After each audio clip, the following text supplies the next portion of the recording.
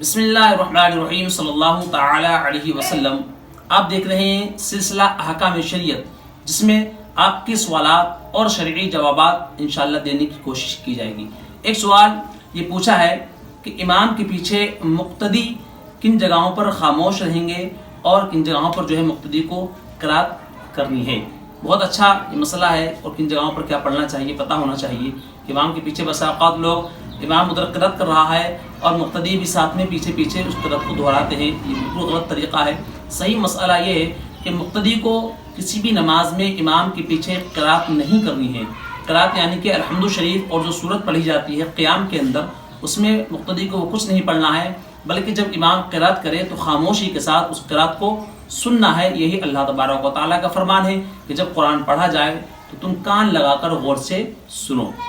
چاہے نماز ایسی ہو جس میں قرات آہستہ یعنی کہ سری کی جاتی ہے، اور چاہے جو ہے ایسی نماز ہو جس میں قرات بلند آواز سے کی جاتی ہے، جیسے کہ عشاء اور فجر اور مغرب کی نماز میں قرات بلند امام کرتا ہے بلند آواز سے، تو اس میں بھی مقتدی کو خاموش رہنا ہے، سورت یا الحمد شریف پڑھنا جائز نہیں ہے۔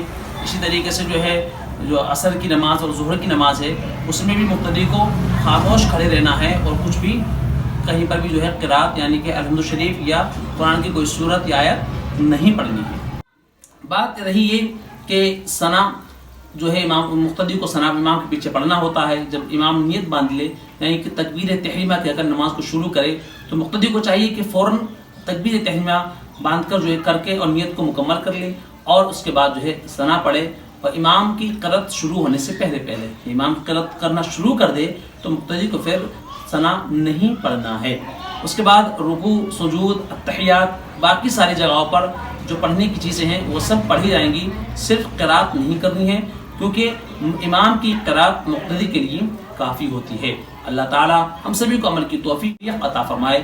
انشاءاللہ پھر حاضر ہوں گے اگلے سوال اور جواب کے ساتھ۔ جب تک کہ نہیں آپ لوگ اپنے شرعی سوالات جو ہے اس کمنٹ کے اندر ڈالتے رہیں، انشاءاللہ آپ کے سوالات کے بھرپور جواب دینے کی کوشش کی جائے گی۔